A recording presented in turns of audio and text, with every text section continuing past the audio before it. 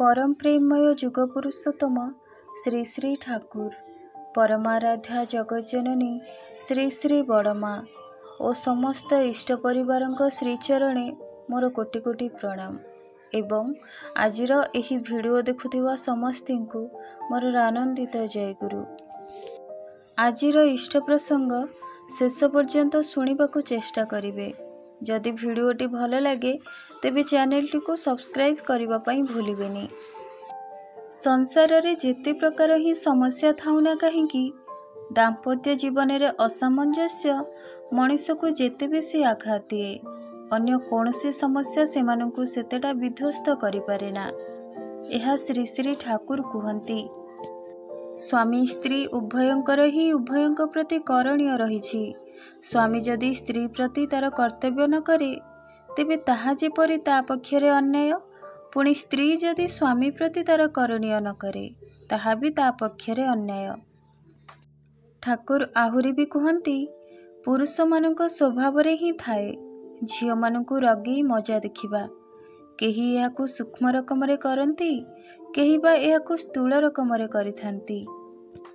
झियो माने प्रथमे रागिले भी परे पुणी खूब मिसी जाती जदि स्वामी को ऊपर टाण थाए। अनेक समय झियो माने चाहती जे स्वामी ता सहित टिके टुकुर मुकुर लागंतु।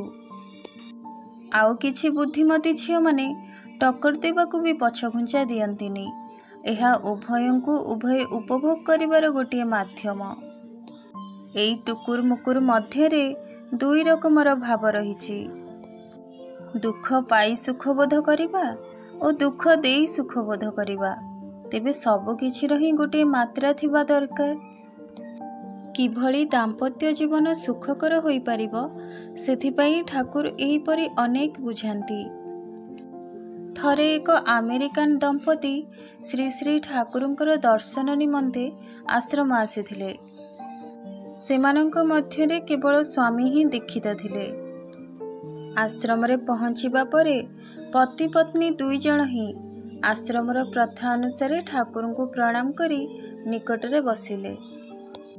ठाकुर से दुही को देखी खूब खुशी होई कहिले, आपण माने केमिति अछंती? खबर सबु भल ना? आउ यात्रा समय कौन से असुविधा होइनी तो? एहा परे सही अमेरिकान महिला कहिले, ना ठाकुर किछि असुविधा होइनी। आपणक पाखक आसी मते बहुत भल लागुछि। श्री श्री ठाकुर अमेरिकान शिष्यों पत्नी को कहिले, मते मध्य तुम दुही को देखी बेस भल लागुछि।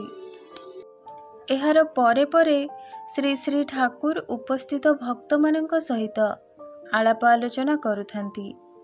हठात काहें के जानी सही अमेरिकान महिला आड़ को चाही इंग्राजी रे कहिले, husband is the alter of God, अर्थात स्वामी हेउचंती भगवान कर रूप।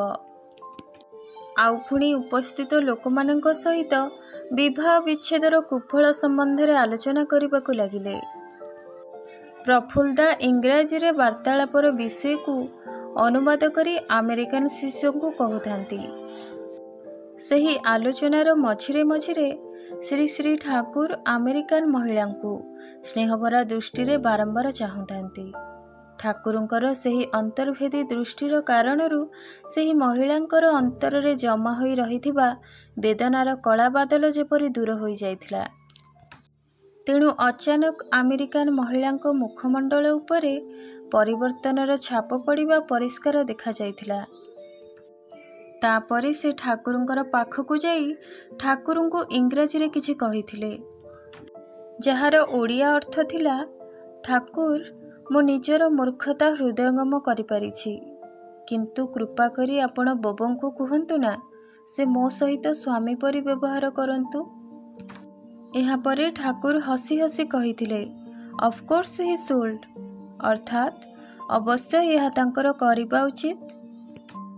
एमिति किछि दिन आश्रम रे रहिबा परे सेही अमेरिकान शिष्यटी अन्य किछि गुरु भाई माननकु कहिले जे मोर पत्नी मते छाड़पत्र देबा पाई मन स्थिर करथिले।